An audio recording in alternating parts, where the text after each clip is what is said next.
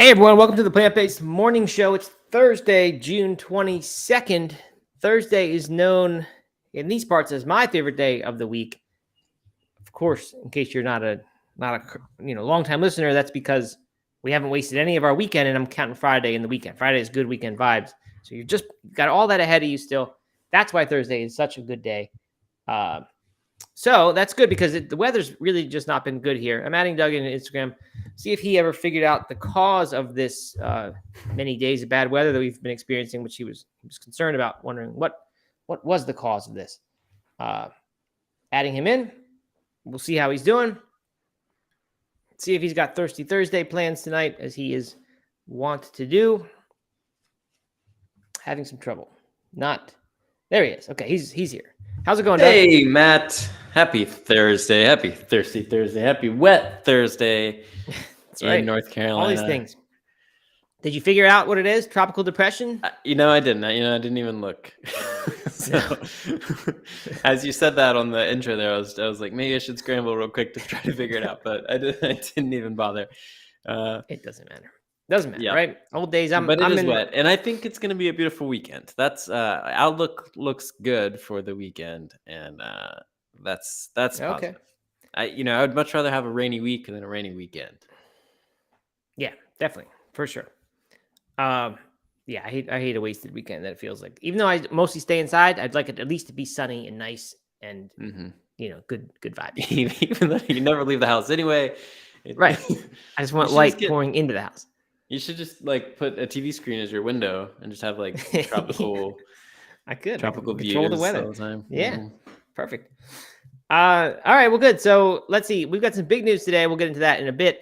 Any Thirsty Thursday plans tonight, or did you do that early this week or something, Doug? I forget what you said. No, it is officially Thirsty Thursday. I'm going out for tacos and beer and all this stuff. Yeah. But yeah, no unusual plans or super fun plans. I am going to throw a run in there somewhere. I'm not exactly sure how I'm going to get it all figured out. I woke up at 5 o'clock this morning to join my friends for a run, and life just wasn't going my way. We had a really rough night in our house with kids waking up, and sure enough, as I woke up to get dressed, another kid woke up and just wasn't in the cards today. So unfortunately, I woke up at 5, didn't go back to sleep. And I didn't even get my energetic run in or anything. No cold plunge, no nothing. So I'm struggling a little bit today. I'm not gonna lie, but here I am.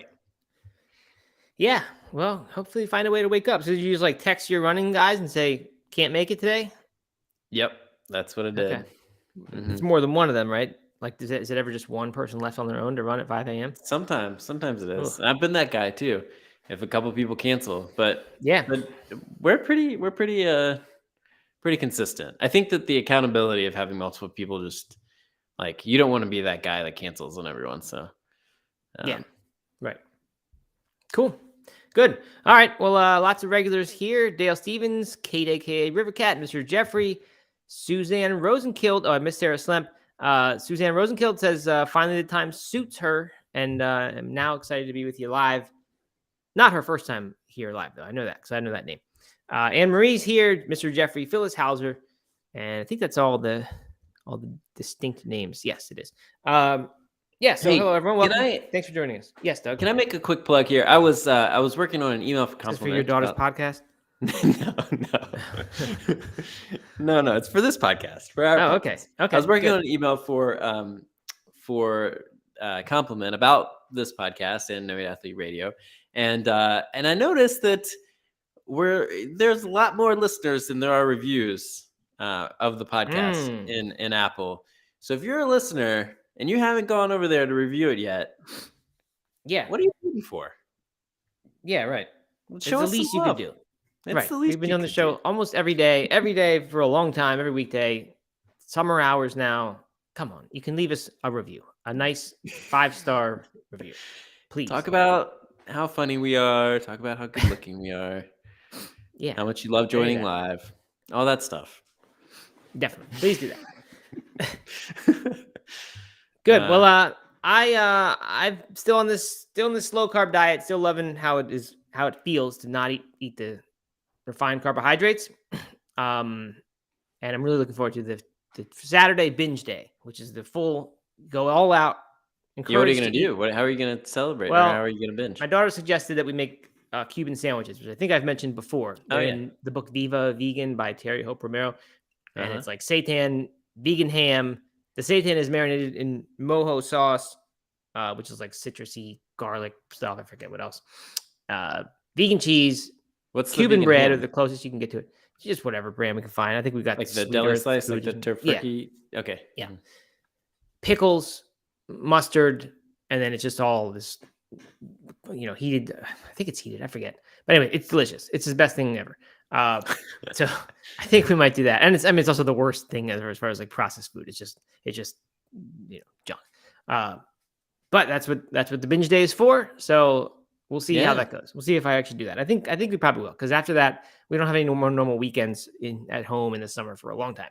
So that sounds like a great way to celebrate. Yeah, cheat up. So. You should stop by Barnes & Noble and pick up some pitos to accompany it. A Cuban sandwich with some pitos sounds delicious. Pitos. Yeah, I think I might rather have like regular potato chips or something than pitos. If I was whatever. I get that's my normal taste, right? I'd rather just have a nice plain thing. Potato chip is great. Why? I mean, what else? You know that, Doug. You like corn chips. You wouldn't want to put that's spicy flaming hot dust all over your corn chips, right? No. I just like a good old plain corn chip dipped in a little bit of salsa. But honestly, it doesn't even need to have the salsa. I could just add a bunch of corn chips. Yeah. Oh, they're good. We tried out the pressure cooker for the first time last night. Oh yeah, the pressure cooker function on your Ninja 2-in-1 something, right? Yes, that's right. Yep. And just did brown rice in like 10 minutes or 12 minutes or something. It worked out great. It came out delicious and perfect. And yeah, I mean, kind of a game changer when it comes to brown rice, and I have to think that through an hour ahead of time. Yeah, for sure. Very good. If you're doing that though, Doug, public health advisory here. If you're getting brown rice, get lots of water, all that stuff. Well, you can't do lots. I mean, I guess you can't really do lots of water in the pressure cooker, right? No, that's the thing. You can't use the pasta method. So you got to make sure you're getting imported brown rice. Make sure it's from India or Thailand or wherever else they make rice, just not this godforsaken country where everything is contaminated with arsenic. But really, like a lot of the Trader Joe's brown rice you buy is that. Is it? Yeah. I don't really like, where are the rice fields in the United States? Texas, California. I think those are the main ones that I know of. Rice paddies. Rice paddies. I don't know. Is every rice field a rice paddy, or is rice paddy some special thing? I don't know. I have no idea. No idea. I don't know. All right. Well, yeah. So there's your introduction content for the day. Check that box. And 10 minutes down. All right. Actually, only 8 minutes and 15 seconds. Hey, I want to know. This is the last show of the week, right? I don't think we're going to do an episode tomorrow. Not going to do it tomorrow. So I want to know what everybody's up to this weekend. Leave us a comment over on YouTube. Let us know if you're doing anything fun, especially if you're racing or something like that. I want to hear about that. Yeah.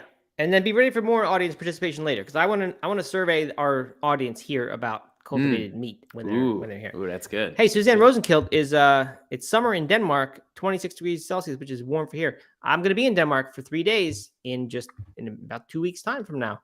And I think it was Suzanne who recommended me several restaurants. There's one called Max Burger, which we've talked about a little bit here.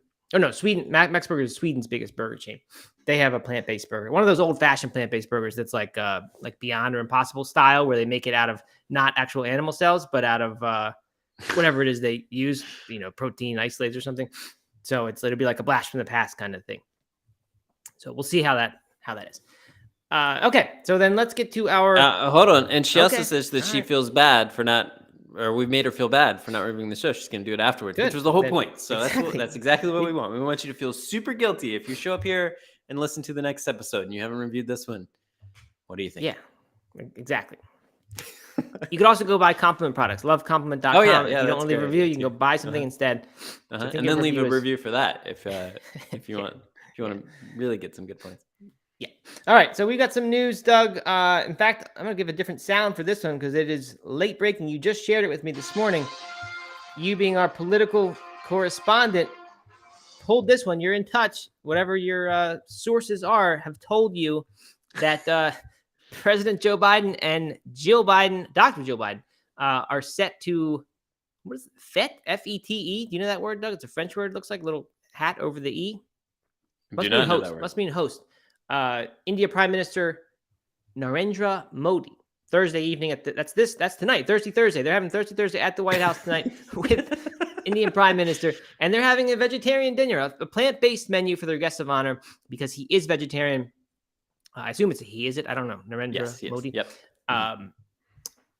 Biden's a picky eater, they say, so he's having stuffed portobello mushroom as the main course. He's probably not going to be too thrilled with that if he's used to, good old grass-fed beef or whatever. I don't know what Biden typically eats. But his willingness to eat his vegetables is a signal of the importance he places on the U.S.-India relationship. So good for him. Not too long from now, he'll be able to have probably if he wanted, he could have it tonight. Cell-based, whatever it's called, cultivated meat. If he wanted to have a real thing and still not hurt any animals, or at least not kill any animals. So that's kind of cool. I mean, I guess I don't know. It's surprising in some weird way, but you'd think he talks about climate change a lot, right? You'd think he'd be already kind of on board with this. Yeah, so these dinners are a pretty big deal. Like they're black tie. They're all the like important people are invited. They only host them for certain other presidents or political leaders, it's like they don't do them very often. So it's a pretty big deal for us to host one of these state dinners for the Indian Prime Minister, and for it to be entirely vegetarian or plant-based. I think that's probably the first of its kind. So I don't know. It seems like a nice step. Certainly a nice gesture. I think it's probably more political than it is a statement about the food system or anything like that. But I don't know. I think it's kind of cool. Ever been a vegetarian president who would have had a dinner for the whole dinner to be vegetarian? I don't think there has been. Well, Bill Clinton came late to the movement, of course. Abe Lincoln, not a vegetarian. This is just Google. He was the first one that came to mind for me as maybe would be, but no, he was not. Abe Lincoln? Yeah. Why would Abe Lincoln be vegetarian? I don't know. Einstein, Da Vinci, Abe Lincoln, you just sort of all go together, right? Just major change makers. But no, he wasn't. So, okay, maybe it was the first. All right, on to the next. This is Canadian news, Mr. Jeffrey.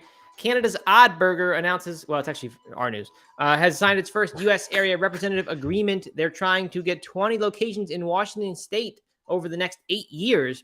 And eventually they want 28 states. At least they're currently seeking territory developers in 28 states. That's much slower progress than Heart House is making. I just read yesterday that like they're trying to have like 20 locations in Southern California really soon and then expand massively from there, like in the next year or two. Wow. So yeah, I don't know if Odd Burger and Heart House are competitors, but if they are, Odd Burger's lagging behind. So anyway, I've never really even heard of Odd Burger, but it was in Veg Economist, so I assume it's a vegan fast food restaurant. So anyway, Mr. Jeffrey can tell us how Odd Burger is if he has ever tried it. No, he's never heard of them. Why do you think restaurants focus on a single geographical area? Like, why 20 locations in Washington State or 25 or whatever for Heart Burger in Southern California instead of spreading them out? Maybe like regulations and things make it so that it's easier to just stick with one place. Possibly. And then I don't know. You'd think maybe they're looking for like some kind of word of mouth critical mass situation. It does seem weird. 20 in Washington seems like a strange thing. Like how many people live in Washington? Maybe they want it to be close to where they're based. If they're based in Canada, I don't know where. If they're over in like Vancouver, I don't know. I would throw a couple here and a couple there. That's what you do. Yeah, that's Doug Hay business advice of the day. Business tip of the day: throw a couple here and a couple there. All right, good. So that's Odd Burger. Really, though, who cares about that? Because what has happened, and Doug, you were the first to tip me off on this yesterday. I don't know if this is still breaking news, but I'm going to act like it is. We've been talking recently about the lead up with the cultivated meat. Each Upside and Good Food, I think Good Meat, both got FDA, whatever it's called, no questions letter earlier this year. And then, Doug, why are you doing that face? for the thumbnail, man. Here's a game we can play. Sorry to interrupt. I try to do a thumbnail every day, and people need to call me out on it because it's pretty obvious, I think, when it happens. So that was my surprise face Oh, you make got. okay. You make a face. Gotcha. All right. I see. Yeah. Okay. So when you spot the thumbnail, let me know in the comments. Okay. All right. So we knew that was happening. Then it seemed like, I guess it was last week, one reported that they had gotten the GRA. No, sorry, they have passed USDA label approval. They got approval for their label for their plant-based chicken. Then it came out that they actually weren't the first, as was reported in their press release. The other one had already gotten it a week earlier and just hadn't said this. Finally, this week, I think at the exact same moment, they were each granted full USDA approval to sell their cultivated chicken in the United States. So this thing that we have said was coming maybe later this year, which was shockingly early to us because it just seemed like it was years off in the future. It is now here. Doesn't mean you can go get it anywhere today by any means. But what I read is that already there's a Jose Andres restaurant in Washington, D.C. And I think there were several because they didn't know which one it was. But that is in production already. They're in production for that first batch to serve in that restaurant. So I would imagine, I don't know how long this stuff keeps, but I think it only takes like 2 weeks to make a batch of it. So I don't know, maybe it's 8 days to make a batch of it. So, within weeks, you would imagine people will be eating that in a restaurant in the United States, paying for it. And that will be really interesting to see what is the response and how much people are, what the price is on it, how much people are willing to pay for it. Fascinating. I would love to be at that Jose Andres Spanish restaurant, though, having some cultivated chicken. Yes, please. And Upside is partnered in San Francisco with a restaurant called Bar Crin. Yes. So which is not a bar, really. I don't think it's like a Michelin star restaurant. I thought it was just some random bar. So that's weird. So there'll be two restaurants on both coasts distributing different cultivated meat. This is huge news, and what I appreciate is that the USDA didn't want to pick favorites here and just seem to approve them at the same time. So neither of them could claim to be the first. Right. Yeah, I thought that was interesting. Yeah. Let's see. So we can dive deeper into this one. Obviously, this is the huge story. This is what we got for today. Except I do have a little bit of a question about what does this mean? What are the consequences for the plant-based movement? But anyways, let's talk a little bit more here. They said it's not, although they're saying this restaurant thing is happening right now, they're also a little bit less enthusiastic about the chances of like it being in everybody's hands or everybody's stomachs very soon. They said it could be like a few years before consumers see the products in more restaurants, and 7 to 10 years before they hit the wider market. And they're targeting eventually a price that would mirror high-end organic chicken, which sells for up to $20 per pound. So it won't be cheap. I don't know the per pound price of like the Beyond and Impossible stuff, but I think like when I buy those Beyond sausages every now and then for 4 of them, which I believe is 1 pound, that's like $8, could be $9. So this is $20 a pound. Whoa, that just feels like really expensive. It is. Yeah, it is. So I guess people are buying organic chicken for that price, and that's maybe really, at what's the California grocery store that like water is $50? Erwal or what's it called? Erewhon. What? I think it's Erewhon. Erewhon. Yeah, I'm pronouncing it correctly. Never been there before, but so it's really expensive there. I didn't know that. I thought it was like a cheap co-op kind of place. No, I think it's incredibly expensive. Okay. First of all, would you pay $20 for this? I mean, certainly for the novelty, I would have, because you don't eat a pound at once, right? I mean, what do you eat at a time? A quarter pound maybe? If you're going to have like a lot of meat on your plate? I think that would be, especially for someone who's not used to eating meat in 15 years, that would be like, I don't know, a quarter pound would be plenty. And that's $5 for your meal. Obviously some veggies and things too. That's not that expensive. We spend that all the time at fast food restaurants. So it's just not that terrible compared to other meats, of course, in the grocery store. If you're cooking your own meal, that is a lot. But I think the way I'm imagining myself eating cultivated meat, and would not be at all ashamed to do that. I don't know if it would affect my vegan status or not, but I just wouldn't care. I mean, I'm just not interested in that. The label doesn't matter. If I'm not harming animals, at least in mass, I'm okay with having that. I imagine, like, to me, that I could stomach that cost because it would be pretty rare. I think it'd probably be a time or two per week. It wouldn't be like a nightly meat dinner. I wouldn't want that. So I think I'd be okay with that just because I've been so long without it. Like it just seems like a relatively small price to pay compared to like having that bit of variety in my diet. And I don't know if that's a health benefit or not, that variety. I'm trying to decide that right now, which we can talk about that too.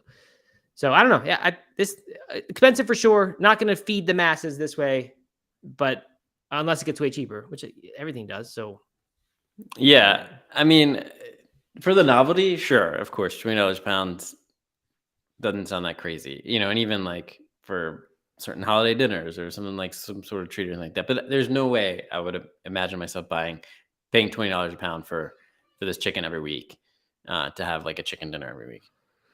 Yeah, especially because, I mean, this is all about the stories we tell ourselves, but someone who's buying that organic chicken for that price, and someone here says it's not that. Dale Stevens says not even organic chicken is that much, at least not in Idaho. It's not like you can tell yourself this really wholesome story. You can say this doesn't harm animals, and I'm paying for that luxury. Right. But it's not like this is really high quality food. And I don't necessarily think organic chicken is that either, but someone who's buying that probably does have that story in their head that this is like they're paying top dollar for extremely high quality food. Right. And this isn't going to be that. It still just seems strange. Has this, they call it the ick factor that they're dealing with. People have that concern. A lot of people don't want to eat this because it just seems strange to have meat grown in a bioreactor. Yeah, absolutely. So I just looked up the price of black beans per pound, and it's $1.48 at Walmart. That's for dried black beans, probably. Yeah, dried black beans. Yeah. So the ick factor is real, and I think maybe because it felt so far off, I didn't really appreciate what the process is. And they describe it here in this AP article, and it sounds pretty icky. I mean, it can't be any different really than Impossible Burgers or whatever. But it says at upside, muscle and connective tissue cells grow together, forming large sheets. Which sounds gross, of sheets of meat. After about 3 weeks, these sheets of poultry cells are removed from the tanks and then formed into cutlets, sausages, and other foods. So they have this huge sheet of meat, and then they kind of form it into something that you're familiar with. And good meat cells grow into large masses, each which are then shaped into a range of meat products. So. Yeah, that sounds. I thought that originally this was like growing on scaffolding that was sort of representing bones, and I don't really know if that's happening or not. You're right. So it does sound a little bit not as good when you put it that way. And then I know there's some talk of 3D printing in conjunction with cultivated meat. So some of these are just making masses of it, and then I guess they're using that stuff as the ink basically for the printer, and the printer is making something that would be very similar to the texture of the meat we're used to. So yeah, I don't know. It's strange. It'll be interesting to see how it is. But so far, like the reviews and things I've read, no one has ever said like the texture was so weird. It's always been positive, and the pictures look like the real thing. So yeah, totally. I don't know. If you don't think too hard about what's going into it, then maybe it won't be so bad. Of course, that's the case with real meat too. If you don't ignore the whole thing, which most people do, then it's palatable. Would you want to go for like a chicken breast or like a chicken sausage or something? I'd be more interested, I think, in the chicken breast for some reason, just because I'd want that direct comparison to the real thing. But maybe long term, I'd end up eating the other thing more. I don't really know. By the way, another side note here: there's a lot of talk here that we're talking about eating this as if we're eating just this, but they're saying the major use case for this is going to be these hybrid products where they combine the Beyond and Impossible type things with cultivated meat, so you get something that I guess will have just a more authentic taste. I guess that'd be the reason you would do that. Maybe the texture too. I don't know if that would be a significant difference. I don't think it would, because I feel like the Impossible or Beyond, like their chicken things, the texture's pretty close on those things. So I guess you would just swap in some of this to make it a little more authentic tasting. That seems like a weird market to me. I don't get that one still. It just seems like if you want to have chicken and you don't want to harm an animal. I mean, maybe that's the only way they can keep the cost down, right? Right. That would definitely. If you use a third of the burger as cultivated meat, then that would make it a lot cheaper, I would imagine. Right. But that wouldn't do it for me as far as like wanting to have this. And if I was cooking a fancy meal, I wanted to put chicken in it, and I don't really cook things that would have chicken in them. I usually have things that have like pancetta or something like that, where like I have to substitute. So I'll be more excited when that is out. But I just like, if I wanted to make my thing really authentic, whatever I was making, buying a hybrid meat Yeah. product Right. wouldn't do Right. it. I'd want the real thing, or the real cultivated thing. So I don't know. And then there's the health question to me of, when I imagine myself eating cultivated chicken, part of me says, okay, it's a nice way of sort of diversifying, hedging bets. Because I have this growing belief that, like, our little corner of the world, our vegan corner, everyone says meat is unhealthy. Pretty much every other corner of the world you look at now, they don't say that. People don't agree with that. It's just not how people think. And there's some evidence suggesting that, processed red meat especially is bad, but the rest of it, not that clear. And we just saw the UN report came out, I think in maybe March, maybe it was April. People were kind of shocked that the UN basically said meat, dairy, eggs, these things are crucial components of health. They're not risky. Processed meat carries this red alert warning, but unprocessed meat said minimal risk, maybe, otherwise, healthy food. So when I imagine that, like, I don't know, I think of a plant-based diet as one that is extreme, in that it's like, it's just, it's extreme. It's not the way people have eaten for 100,000 years. It's different. It's modern. And so I wonder, if I had just a little bit of meat like this and I wasn't harming animals, am I doing a good thing for my diet, diversifying it? Just, if there are deficiencies or potential things that you might have and just not realize, you cover your bases just a little bit. But then I think this cultivated thing, like, who knows what risks come with that? It's just unknown.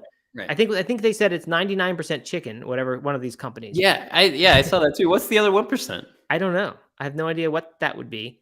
Uh-huh. I would imagine they're using a plant product, because we saw that they don't use the bovine fetal serum anymore. That's what it used to grow in, but that was very cruel, and they've gotten away from that. But yeah, who knows what the other 1% is? And then the process by which it grows. I don't know, the process of growing things. Like, it just seems like you could kind of affect the cells, and who knows what that does in your body. So it's not going to really hedge bets or make you feel, I don't know, like you're de-risking. It comes with some little bit of unknown risk to me. So it doesn't really serve any health purpose. So I don't know. So it would be hard to make it like a regular part of your diet.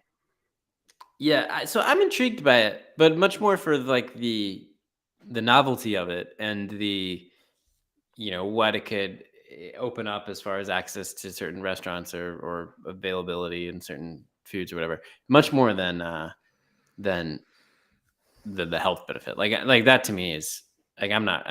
I don't have that same concern, I guess. Mm-hmm. Yeah. At least not for something like this. I mean, because of reasons you say. I mean, I feel like new potential risks, because no one has ever really done anything.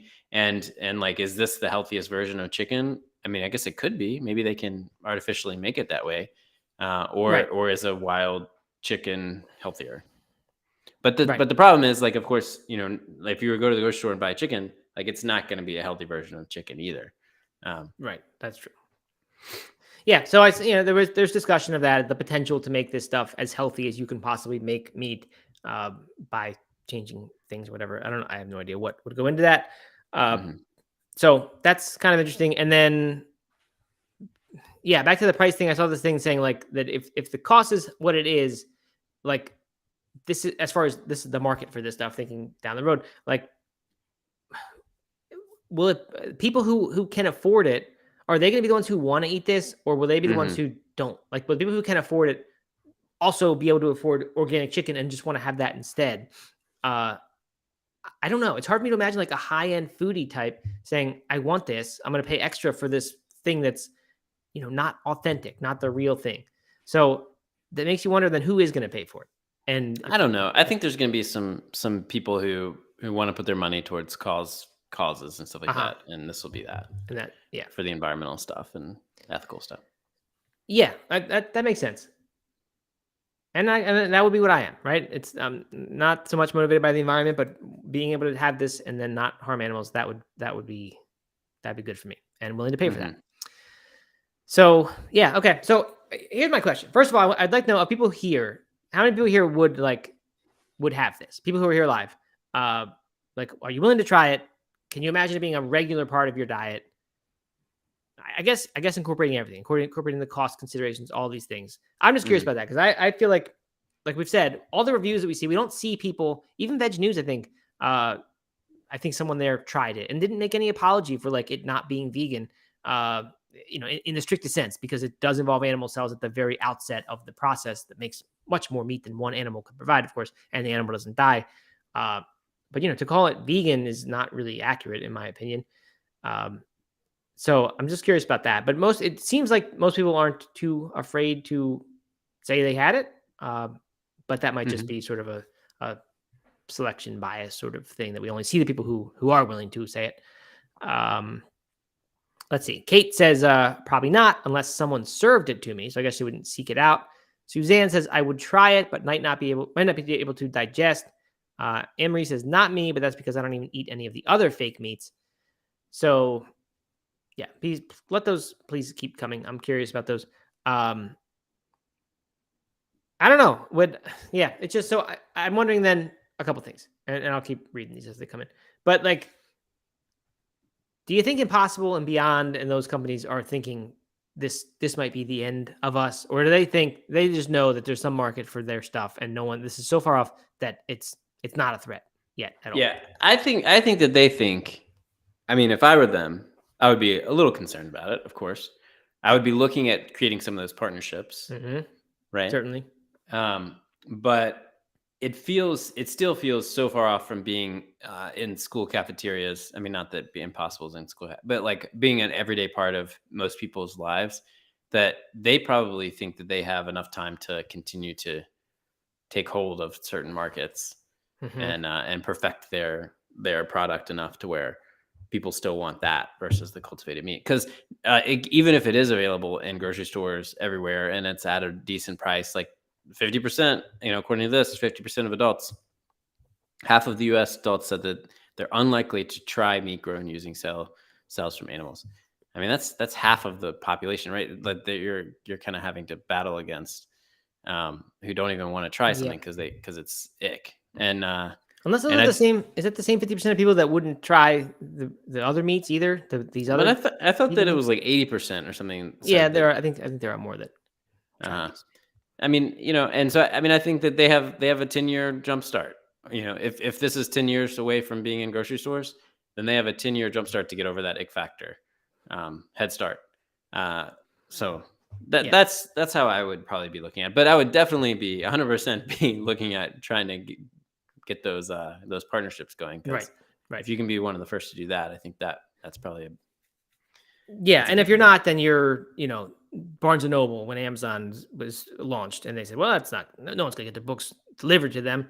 Or you're the music industry when no one's gonna buy singles on their iPod. They want the CD, they want the tactile, they want the art, right? They want the album art. So they're gonna keep buying our CDs. I think it's very easy to bury your head in the sand, and who knows? And this is still new enough though, that industry, that maybe they're just thinking about how to partner.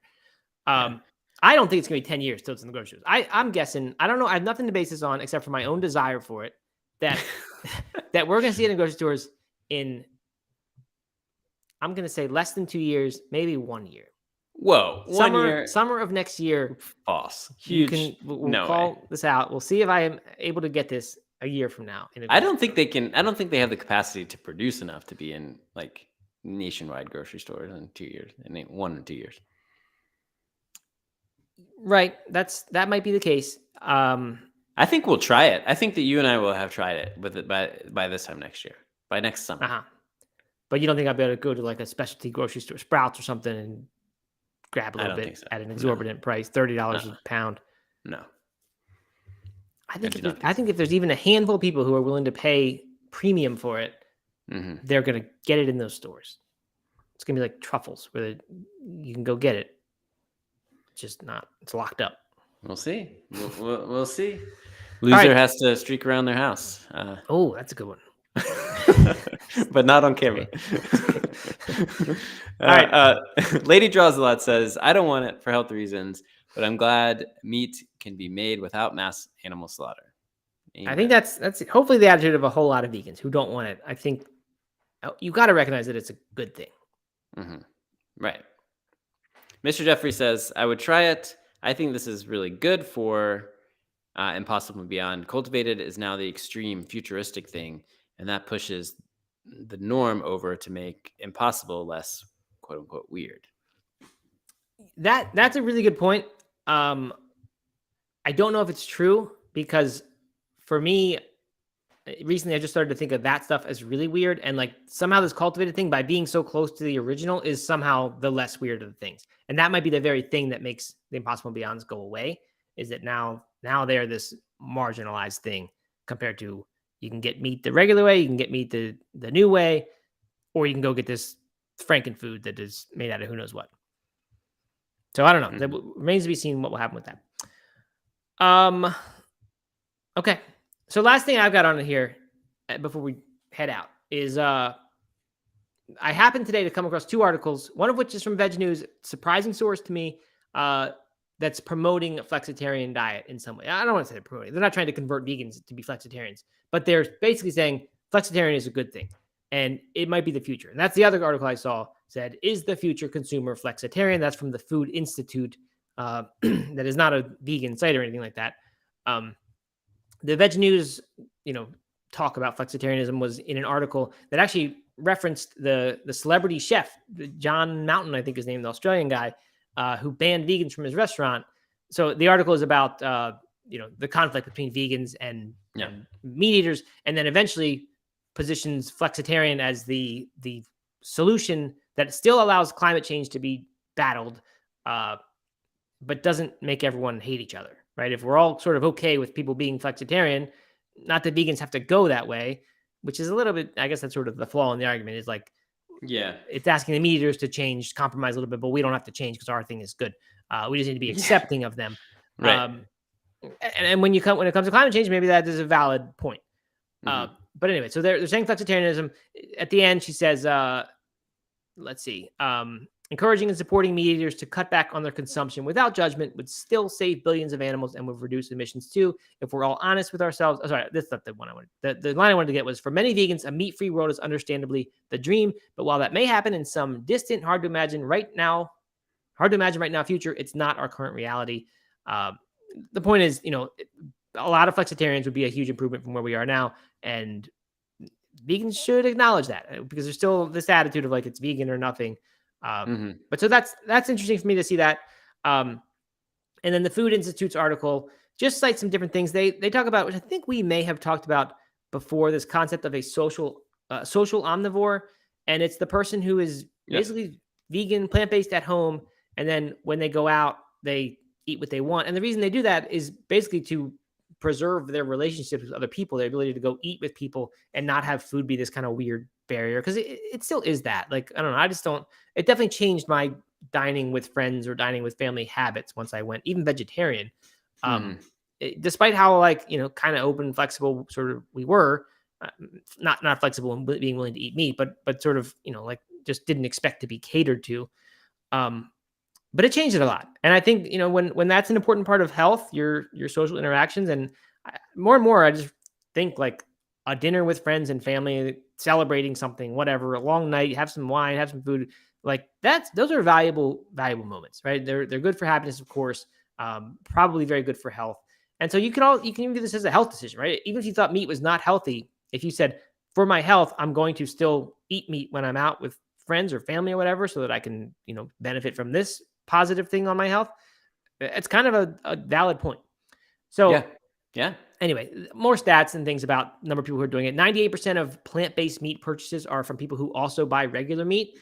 I don't know if that's because they eat it or because someone in their household does, but that's a huge number. It's not just people who are pure vegans or vegan households who are buying this stuff.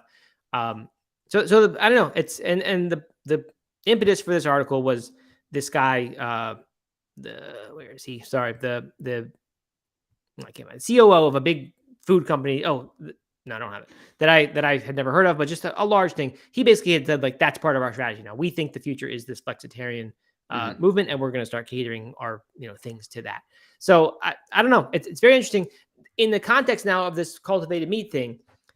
It sort of like obfuscates the meaning of vegan, right? Like, you can still be a vegan person and have these vegan ideals for the most part, but also be now eating meat. And maybe we'll get to a point when like people see that and observe that, and it doesn't make a difference, or we don't even know which, not that you don't know which one you're getting, but like the default becomes the cultivated meat option. This is, decades away.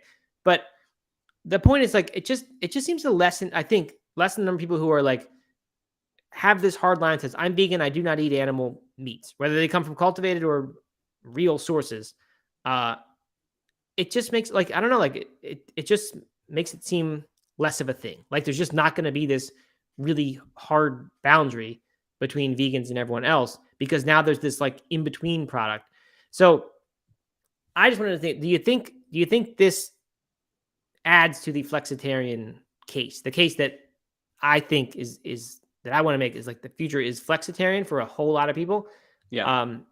Does this add to that, the cultivated meat being an option now? Good question. Yes.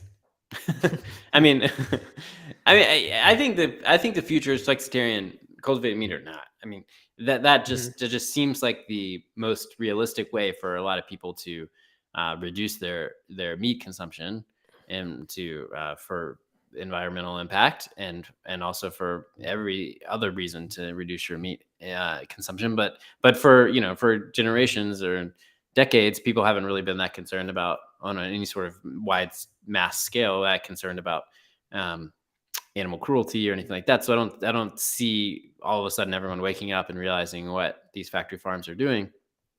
But I do think that the environmental stuff is becoming more and more important to people, and it's going to continue to be that way as climate change continues to impact people's day-to-day lives. So I think that people are going to be choosing flexitarian, choosing food that is more environmentally friendly, or better for the environment. And I think that that's also going to become cheaper and cheaper to do. And so people are just going to naturally shift towards that flexitarian diet for both the environment and for their health, and maybe a little bit for animals as well. But so I think the future is flexitarian, cultivated meat or not. The cultivated meat just happens to make that a little bit easier. If it were in grocery stores today and it was the same price or a similar price, and you knew it didn't have the same negative impacts on the environment or animals that farmed chicken does, then I think people would choose it, like, for sure, choose it all the time. So yeah, I don't know. But then the question is, are they actually eating less meat? Or like, are they just having the exact same diet, just with cultivated meat instead of animal, traditional meat? Or are they actually going to where the flexitarian, like where you're only eating meat a couple times a week or something like that? Right. Yeah. And I don't know the answer to that. Yes. Right. I don't either. Good point. Maybe the cost will keep people for a long time from having a large amount of cultivated meat in their diet, so they do it in a true flexitarian fashion. So here's what I'm thinking. You could, like, of course, this introduces a lot of people to veganism, but like, what if you started saying, I'm going to be a cultivated social omnivore? So I'm not going to usually buy this stuff at home because I'm just not that interested in it. But when I go out to eat, if it's available at the restaurants, like, and let's assume it is, I'm going to get it then, and I'm going to just be able to order what's pretty much like a normal dinner, eat at a normal restaurant. If we're assuming that all restaurants have a cultivated meat option, of course, that's a big assumption. So you start doing that and you feel like, oh, I'm making this health decision. But then, like, eventually, does it eventually start to seem like less a big deal to say, well, I'll just be a regular social omnivore because it's going to save me a lot of money? Or I don't know, because you can sort of get used to eating meat. Like, it seems like it wouldn't be that hard. Or let's say you go to a barbecue with your friend, everyone's having their chicken breast on the grill. You bring yours, but it's cultivated. It gets mixed up with the others somehow, and the person says, "Can I just, do you really care?" Or the same amount of animals get harmed here. Doesn't matter which one you consume. You're consuming exactly the same molecules, or essentially 99% the same things. Does it matter that the one that's going in your body didn't come from a real animal that suffered? Yeah, I mean, so I just this is where I struggle with people, like, picturing people actually do this, because that's the big hang up for wanting to go vegan, right? Is you don't want to be that guy who's like having to find the one thing on the menu, or that has to bring their own Beyond Burger to the barbecue, because it like puts a little scarlet letter on you or whatever, and it makes a big deal and you have to defend it or whatever. And so are people really going to be that passionate about cultivated meat that they're doing that? I don't know. I don't see that happening. Maybe the vegan or the vegetarian or someone who like is already doing that is now switching they would. to to doing that, to bringing the cultivated meat to the party. But I can't imagine just your current meat eater being like, I'm going to only eat cultivated meat, and therefore I'm going to make a huge deal out of make my life a lot more difficult by by only choosing cultivated meat. I just don't see that really happening. In a weird way, to being the person who brings the cultivated thing to the party so that everyone's eating exactly the same thing, you're having one that came from a humane source, basically. But it's the same thing. It almost makes you seem more like you're better than everybody else. Totally. Yeah. Because it's not like you're bringing this different thing that is made out of vegetables or whatever, and it could be a health decision or whatever. You're just bringing the same thing. It has a nicer label on it, as you're a better person than they are because you're doing this thing doesn't have cruelty. Right. I mean, I don't know. The vegan could say, I just feel a lot better when I don't eat the meat or whatever. But if you're eating the exact same meat, there's no argument. Just I can't eat yours. I can only eat mine. That's good enough for me. Mm-hmm. Yeah. I didn't bring enough for you. I didn't bring enough for you, even though it's. I don't know.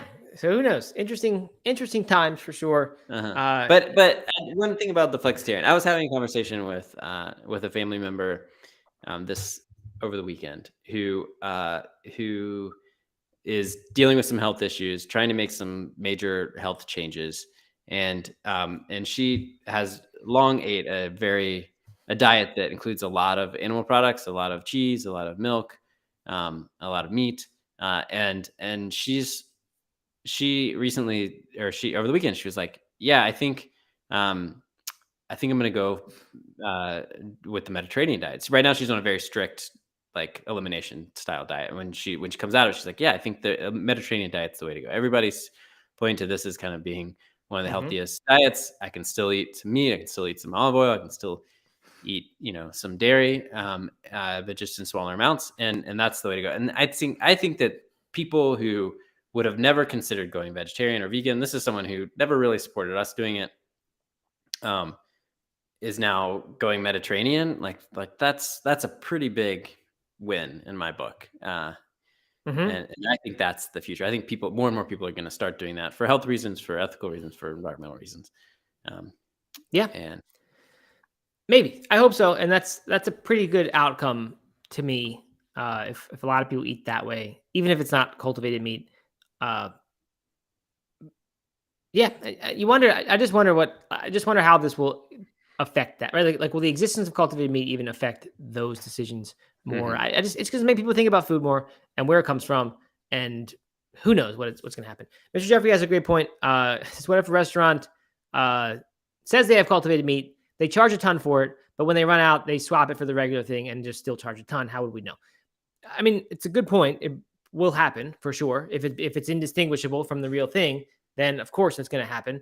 And maybe much wider spread fraud than that, right? It happens with the olive oil industry, all this other stuff, where you just this thing that should be really expensive if it's authentic, but it's impossible to know. Happened with the wine world as well. There's a big scandal. Yeah, I mean it'll be happening, and if we assume it's the exact same composition of the food, and I don't know if it is or it's not yet, then it becomes a really interesting question, because then it's like you just pay this extra money in support of this, but you actually end up getting the same thing. Does it really matter if the thing you actually get isn't? It's like I said at the cookout. If you brought yours and they all get mixed up, and then you end up eating one, but for health it wouldn't, right? But if you're trying to buy less traditional meat, spend your money on less traditional meat, if the restaurant was just replacing it with, if there was no actual extra meat in the system, or no actual cultivated meat in the system, I don't know. But the cookout example, that you're okay with that, right? You voted with your dollar. The whole cookout as a whole collectively ate one cultivated chicken breast that day. Everyone else there, but who knows who got it? But you were the one who's paid a little extra for that, voted with your dollar, and made the whole collective cookout have one cultivated chicken breast, one less chicken breast that day. So, in that case, it's all okay. But I don't know. But the restaurant was obviously very different. Yeah. I don't know. Who knows? Interesting.